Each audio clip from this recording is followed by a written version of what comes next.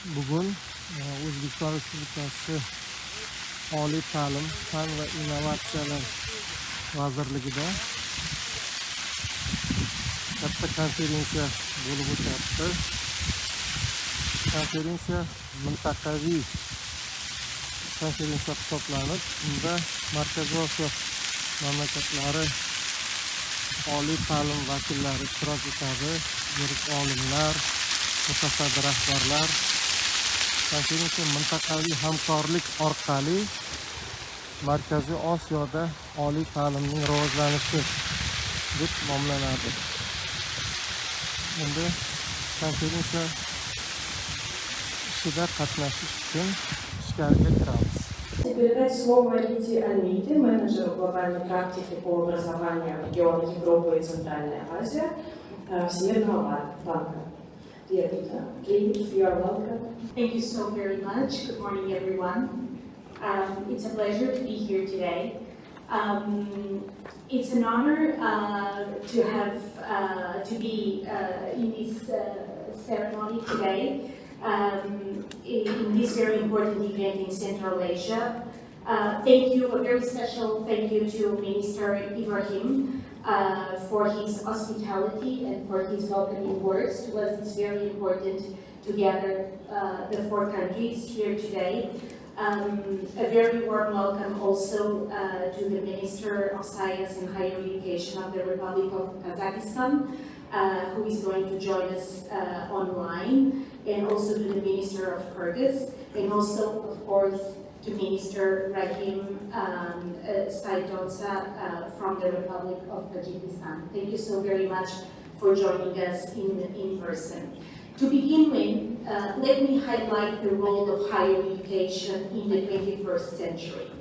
Governments worldwide are increasingly recognizing that our educational systems must evolve to meet other levels, socially, economically, and most importantly, meet the demands of a global economy that is changing extremely fast.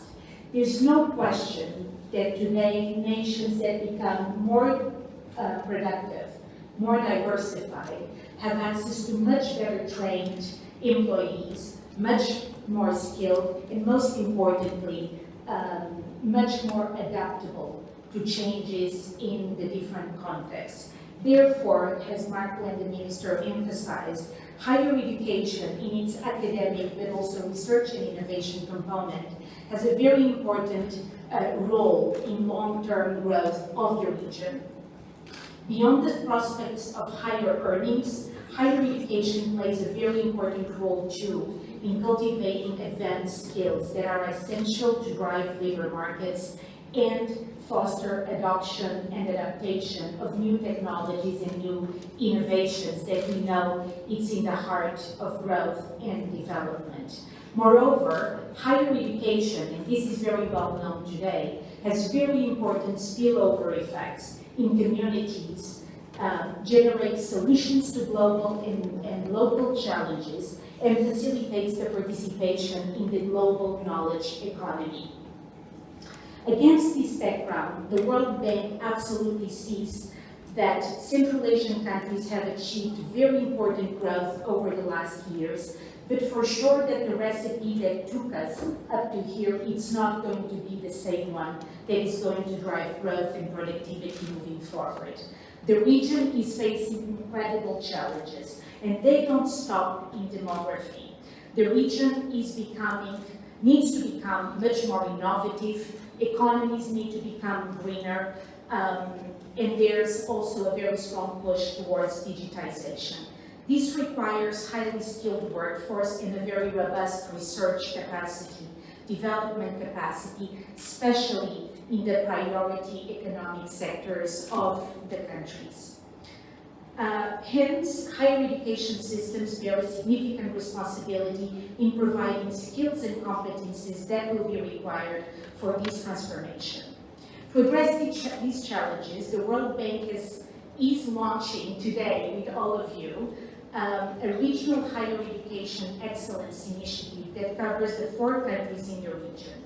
Under this initiative, like Marco already mentioned, The World Bank is very eager to work with partners to identify critical activities to improve national higher education system, leveraging on this regional collaboration and also international collaboration.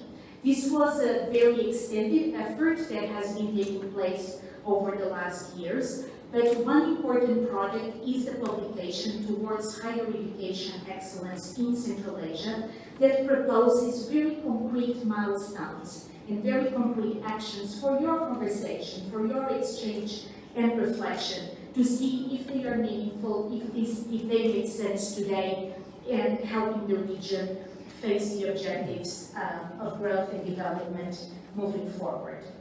The World Bank has had the privilege of working with the respective ministries to develop this report over the last months, and I personally want to thank all the teams for their time and for their dedication to this effort. And this is going to be presented very shortly by my colleague, Diego Ambas, who will join us here in person from Washington. Your active participation today is very important, and it will make all the difference. As the minister said, I think this is the moment to put forward ideas and to have a very open discussion of what ultimately makes sense for you and for the region. So thank you also for our online participants for an active engagement, because all insights are extremely valuable. With these remarks, I want to thank you for coming today, for joining us, and I wish all of us a very productive event. Thank you.